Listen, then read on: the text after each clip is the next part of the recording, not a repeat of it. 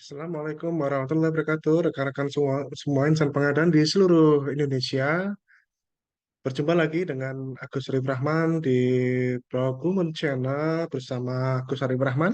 Pada video kali ini izinkan saya mengulas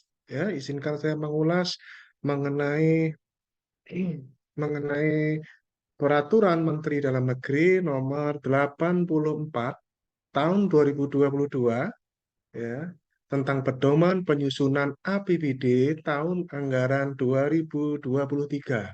Ya, Permendagri ini masih sangat baru dan izinkan saya berkontribusi untuk mengulas hal-hal yang menarik di dalam Permendagri ini. Tidak semua tentunya diulas, tapi kita hanya mengulas poin nomor 66 pada lampiran, yaitu dukungan kebijakan mendorong percepatan pengadaan barang jasa pemerintah dalam pengelolaan keuangan daerah. Ya, rekan-rekan, semoga ulasan ini bisa memberikan pencerahan atau sedikit memberikan informasi ya kepada Bapak Ibu semuanya, bagaimana Permendagri. Tentunya ini adalah saya tidak mewakili siapapun, saya mewakili diri saya sendiri, hanya mengulas sebuah peraturan yang merupakan bagian dari tugas jabatan saya selaku fungsional pengelola pengadaan barang jasa Halimadia, yang memberikan fungsi di sini, fungsi pembinaan dan fungsi konsultasi. Izin memperkenalkan bagi yang belum tahu, saya adalah pengelola pengadaan barang jasa Halimadia pada BMKG, anggota tim perumus peraturan LKPP turunan dari Perpres 12 tahun 2021, Ketua Bidang Pengembangan Profesi dan Diklat pada Ikatan Fungsional Pengadaan Indonesia, penulis buku pengadaan barang jasa, fasilitator pengadaan barang jasa kehormatan, Probity Advisor LKPP dan Pokja Tender Internasional. Bapak Ibu, kita langsung ke intinya. Ini ya, ini adalah peraturan yang ingin kita ulas, Bapak Ibu. Peraturan Menteri Dalam Negeri, ya, Permendagri, ya, nomor 84 tahun 2022 tentang pedoman penyusunan anggaran pendapatan dan belanja daerah tahun anggaran 2023, ya. Dan ini sudah berlaku ya, sudah berlaku dan ruang lingkup dari Permendagri ini adalah sinkronisasi kebijakan Pemda dan pemerintah pusat, juga prinsip penyusunan APBD, kebijakan penyusunan APBD, teknis penyusunan APBD, dan hal khusus lainnya. Ini ada ruang lingkup yang diatur dalam eh, Permendagri 84, dan tentunya ini menjadi pedoman ya untuk tahun anggaran 2023 untuk semua pemerintah daerah, pemerintah provinsi, pemerintah daerah, pemerintah kota ya. Semuanya harus mengikuti ini dalam rangka penyusunan anggaran tahun anggaran 2023. Nah, pada Permendagri ini izinkan saya mengulas poin yang penting di sini adalah di halaman 177. Di halaman 177 ya, ini sebenarnya banyak ya ini, tapi ini tidak semua diulas ya. Ada bagian yang menurut saya cukup menarik ya, yang ingin kita ulas di sini Bapak Ibu ya, yaitu dukungan kebijakan mendorong percepatan pengadaan barang jasa pemerintah dalam pengelolaan keuangan daerah. Ada beberapa poin yang ingin kita ulas di sini, dan kita hanya membacakan dan mengulas ya. Dan tentunya saya selaku fungsional berhak dong mengomentari ya. Mengomentari, yang penting adalah di sini adalah komentar ulasan saya adalah ulasan secara pribadi, dan semua orang, seluruh kita ya, boleh dong mengulas ya peraturan-peraturan ini ya, dan supaya ini juga bisa menjadi eh, eh, eh, kebiasaan yang baik ya, bahwa peraturan pengadaan barang, peraturan apapun ya yang dikeluarkan pemerintah, bolehlah kita mengulas. Jangan hanya TV aja yang bisa mengulas ya, tapi kita selaku fungsional juga bisa mengulas hal ini, supaya insya Allah ini menjadi satu feedback dan penekanan bahwa ini loh ketentuan terbarunya gitu ya. Jadi di sini adalah Pemda agar segera melakukan penyusunan organisasi pengadaan barang jasa nih dalam pengelolaan keuangan daerah. Ya, ini perintahnya seperti itu. Antara lain apa ini? PA dapat menetapkan PPK, dapat ya untuk melaksanakan tugasnya, ya untuk melaksanakan tugasnya. Nah, ini saya lebih senang menggunakan slide yang ini ya. Nah, ini ya.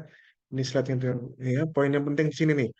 PA dapat menetapkan PPK untuk melaksanakan tugasnya sesuai dengan ketentuan di pasal 11 Perpres ya, tugas PPK ya.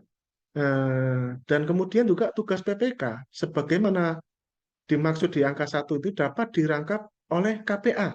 Ya. Jadi bolehlah kepala dinas itu bisa merangkap sebagai tugas PPK. Poin penting yang ingin kita sampaikan di sini adalah tugas PPK. Ya, kita lihat, kita baca secara utuh ya di huruf A ini ya.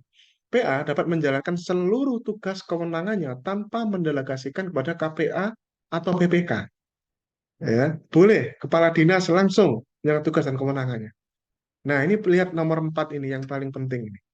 Kepala SKPD selaku pengguna anggaran, kan kepala SKPD selaku PA kan seluruh Indonesia sama kan?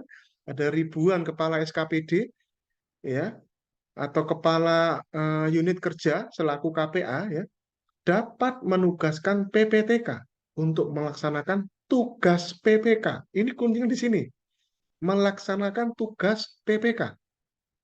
Jadi seorang PPTK yang ditunjuk oleh kepala dinas ya sebagai PPK, maka dia bukan menjalankan fungsi dia sebagai PPTK, tapi menjalankan fungsi dia sebagai seorang PPK.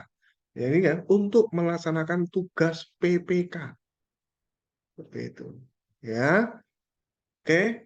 Di sini ya rekan-rekan ini perlu diperhatikan di sini ya, dapat yang nomor 2 tugas PPK itu dapat dirangkap langsung oleh KPA sesuai dengan pendelegasian kewenangan PA sesuai dengan ketentuannya. Tugas PPK ya dapat dirangkap langsung oleh seorang uh, kuasa pengguna anggaran. Apa yang bisa dirangkap ya yang sesuai yang terbunyi di pasal pasal 11. Ini perpresnya nih. Kita lihat, kita kembali ke perpresnya nih. Ya, kita kembali ke perpresnya. Kita lihat. Loh, ini ya pasal 11. Ini ya tugas PPK. Ya, ya, tugas PPK. Kita lihat di sini sebentar. Mendagrinya. Tugas PPK sebagai angka 1 dapat dirangkap oleh KPA sesuai pendelegasian kewenangan dari PA. Sesuai pendelegasian kewenangan dari PA. Ya, ini ya. Tugas PPK yang bisa didelegasikan adalah di sini melakukan tindakan yang mengakibatkan ya pengeluaran anggaran belanja dan atau mengadakan perjanjian atau alias bertanda tangan kontrak. Ya, ingat selalu bahwa yang bertanda tangan kontrak kewenangan aslinya ada di seorang PA, ada di seorang pengguna anggaran yang bisa didelegasikan. Ya, karena kan semua. Oke, sedangkan untuk fungsi, ada fungsi yang tidak bisa didelegasikan, Bapak Ibu, yaitu fungsi yang ada di pasal PPK itu sendiri pasal 11. Ya, kita lihat di sini ya, Bapak Ibu, kita lihat ini sesuai dengan ketentuan peraturan perundang-undangan. Sehingga di sini kita lihat di pasal 11, ini adalah tugas-tugas PPK yang tidak ada di pasal 10 dan pasal 9. Murni di pasal 11 saja. Apa itu? Pengendalian kontrak. Lihat ini. Mengendalikan kontrak. Ada enggak di pasal di tugasnya KPA? Tidak ada. Itu adanya di tugasnya PPK. Apalagi yang paling penting di sini malam menyerahkan pekerjaan, serah terima.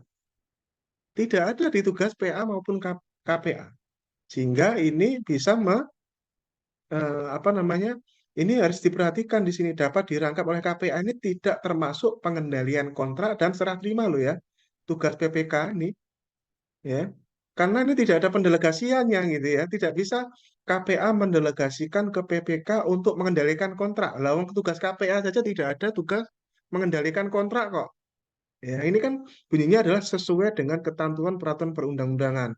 Nah, karena ada kalimat ini berarti yang dirujuk adalah Perpres ini ya. Karena satu-satunya yang berbunyi kan cuma di sini ya sebagai rujukan peraturan presiden. Ya, saya ulangi lagi bahwa ini pentingnya yang bisa didelegasikan itu yang mana?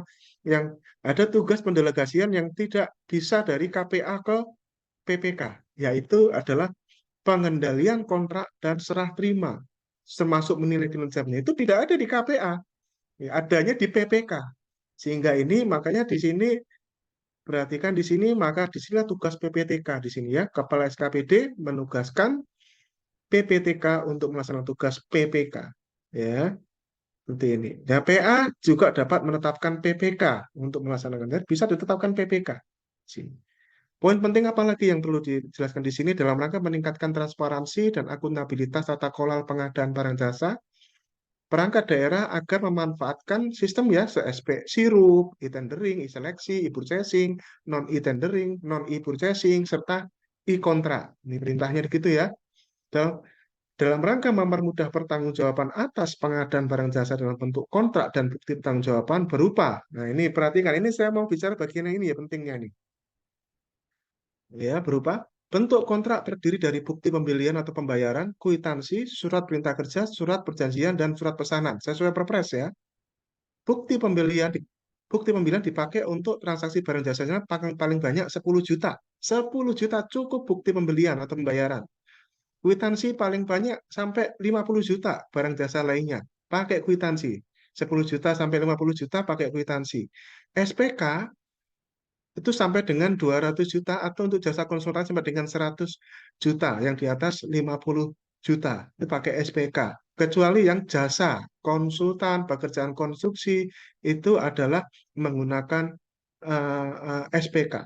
Ya, berapapun nilainya menggunakan SPK ini ya, pekerjaan konstruksi itu berapapun nilainya menggunakan SPK. Ya, sampai dengan 200 juta. Kalau di atas 200 juta menggunakan surat perjanjian. Kalau jasa konsultan 100 juta. Oke, clear ya. Ini adalah pengetahuan dasar, eh, eh, kebijakan dasar yang harus diikuti semua pihak. Untuk meningkatkan kualitas hasil pekerjaan jasa konsultan, maka perangkat daerah saat nyusun RAB pekerjaan jasa konsultan, khususnya komponen remunerasi, itu disuruh pakai harga pasar setempat. Ingat ya, jangan beralasan lagi menggunakan standar peraturan bupati, standar peraturan gubernur. Itulah menjadi penyebab utama pada saat proses bidding itu eh, penawaran berpotensi di bawah 80% HPS. Bapak Ibu, bukan karena banting-banting harga, belum tentu, Bapak Ibu.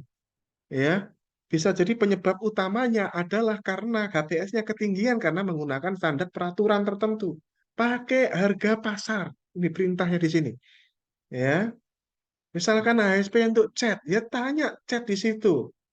Toko material di situ, di kota Anda. Jotun itu berapa harganya? Mumilek itu berapa harganya? Dulux itu berapa harganya? Yang warna ini, yang interior eksterior seperti itu.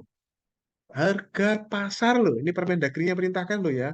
Bukan standar peraturan bupati lagi. Ini ya. Kemudian huruf E. Ini yang paling menjadi inti dari video ini ya teman-teman. Untuk memperlancar proses transaksi pembayaran atas belanja pengadaan melalui toko daring ya atau retail online termasuk bela pengadaan maka nah ini ya belanja lewat toko daring nih ya bendahara pengeluaran atau pembantu di masing-masing SKPD disuruh pakai kartu kredit pemerintah dari Bank Pembangunan Daerah yang bekerja sama dengan BUMN. Ya, berarti kalau di DKI ya Bank DKI ya sudah banyak kok pemerintah daerah itu bekerja sama. Yuk di sini diperintahkan sama Permendagri bahwa masing-masing pemerintah daerah di sini adalah diperintahkan untuk bekerja sama dengan menggunakan kartu kredit pemerintah untuk transaksi toko daring.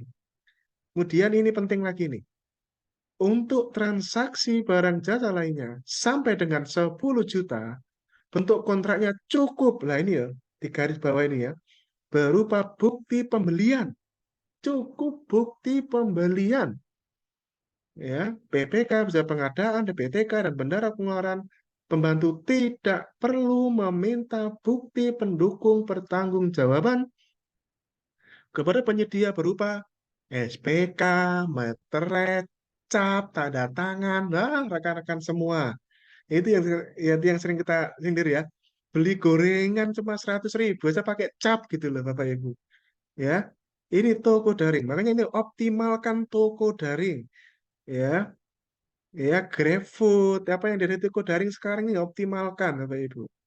Ya, di MB Market ya banyak sekali PPMS Marketplace sekarang yang bisa dimanfaatkan toko daring. Nggak perlu pakai ini semua ya sampai dengan 10 juta. Kemudian ini lagi perintahnya. Guna memperlancar proses transaksi pembayaran atas belanja pengadaan secara elektronik toko daring atau retail online, bendahara pengeluaran di masing-masing SPK akan menggunakan mekanisme UP atau GUP atau kartu kredit pemerintah. Coba nih, kita tuh punya mekanisme yang sebenarnya sudah sangat memudahkan. Tapi pembayaran coba pakai mekanisme manajemen manajemen seingatnya gitu. Pembayarannya seingatnya.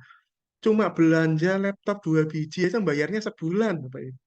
Seharusnya sehari 2 hari sudah dibayar gitu. Ya, kalau Anda belanja online kan mekanisme bayar dulu baru dikirim. Makanya pakai kartu kredit lah. Atau pakai mekanisme UP langsung dibayar kan? Ya, langsung dibawa ke kantor selesai. Tidak perlu belanja laptop 2 biji aja bayarnya sebulan lagi gitu. Ya, zaman jahiliyah Bapak Ibu ya, eranya sudah berubah. Yuk kita di sini Permendagrinya sudah memerintahkan loh ya, pakai mekanisme UP. Apa gunanya mekanisme UP? Yuk Bapak Ibu, yang bikin kita malas menggunakan mekanisme UP GUP itu seringkali disebabkan karena eh, bendahara ya tidak cukup disiplin untuk mengisi transaksi-transaksi untuk sedemikian hingga GUP-nya itu penuh lagi, misalkan GUP-nya 50 juta, misalkan begitu. Ya, ya sudah, senangnya pakai LS aja gitu ya. Padahal pakai UP aja lebih enak langsung gitu. Tidak cukup disiplin untuk mengisi transaksi-transaksi di aplikasinya itu, Bapak Ibu. Ya, kalau Anda disiplin, setiap kali transaksi Anda input, maka akan cepat GUP-nya. Ya, seperti itu. Background saya adalah background keuangan, Bapak Ibu ya, dan saya sudah merasakan jadi bendahara bertahun-tahun dulu sebelum jadi fungsional pengelola pengadaan, sehingga tahu ya Bapak Ibu. Dan bahkan saya juga pemegang sertifikat PPAKP dari Kementerian Keuangan, Bapak Ibu. Cukup tahu dan sangat menyayangkan sebagian rekan-rekan bendahara kita adalah pakai menggunakan manajemen seingatnya. Kalau bisa dipersulit, kenapa dipermudah? Hal-hal seperti itu ayo kita Bapak Ibu ya, mindset kita adalah mindset memutar roda perekonomian. Kasihan UMKM kalau usaha-usaha retail ya, kalau membayarnya adalah manajemen seingatnya.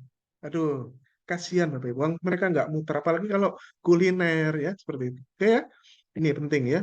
Ini ya KKP dari Bapeda yang bisa jalan ke UMN ya, seperti itu. Kemudian ini lagi nih. Untuk meningkatkan persaingan usaha yang sehat dalam pengadaan barang jasa dan kemudahan dalam transaksi toko daring terkait perpajakan, maka ini diperhatikan ini perintah dari Permendagri ini.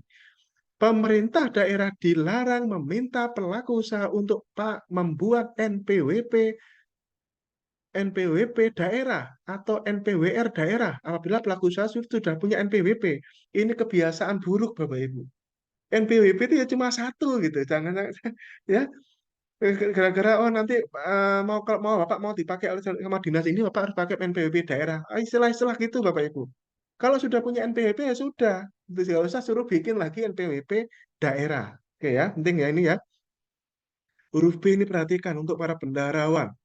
Bendahara pengeluaran pembantu tidak perlu melakukan pemotongan atau pemungutan pajak daerah atas transaksi melalui toko daring atau retail online termasuk bila pengadaan. Bapak Ibu. Yang lapor pajak adalah PPMSI-nya kalau toko daring, Bapak Ibu.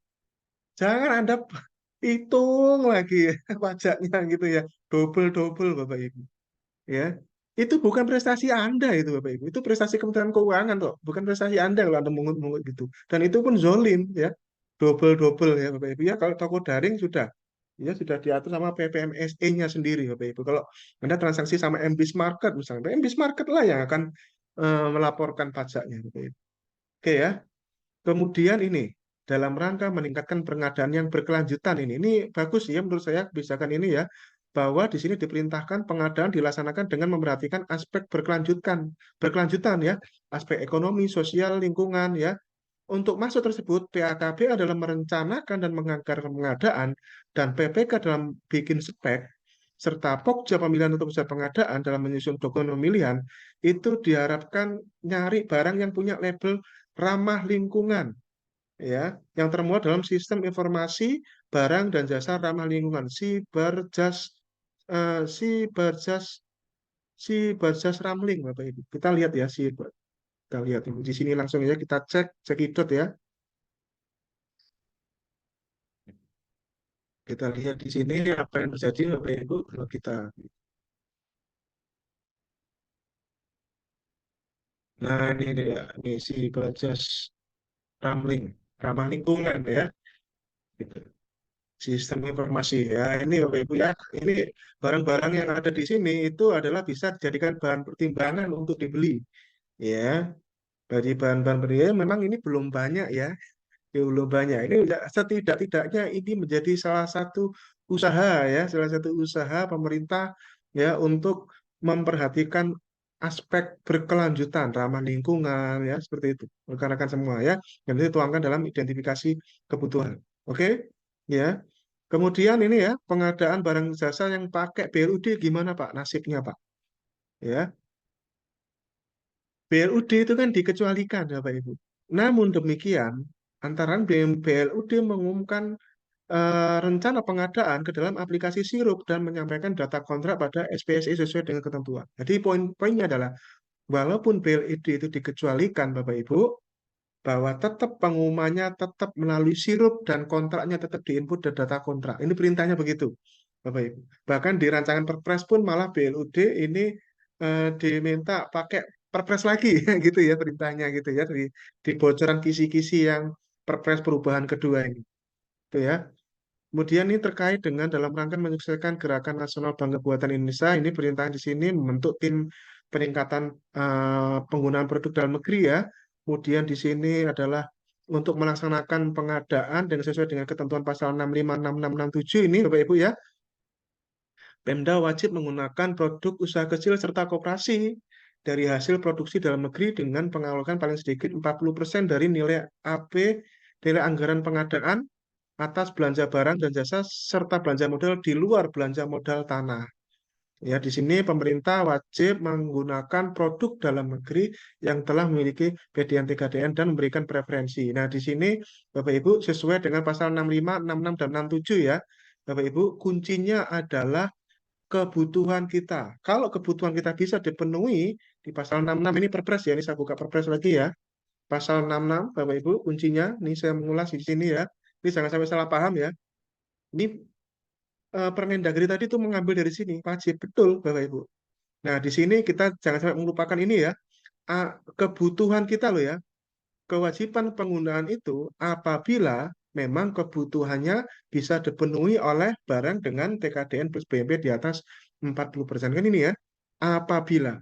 Jadi apabila kebutuhan kita tidak bisa dipenuhi oleh barang dengan TKDN plus BMP di 40%, maka kita kewajiban ini menjadi tidak wajib lagi. Ini kan ini ya, apabila.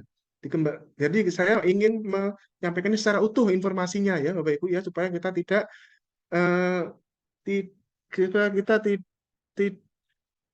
tidak satu sisi saja mengambil membaca ini saja, tidak seperti itu Bapak Ibu.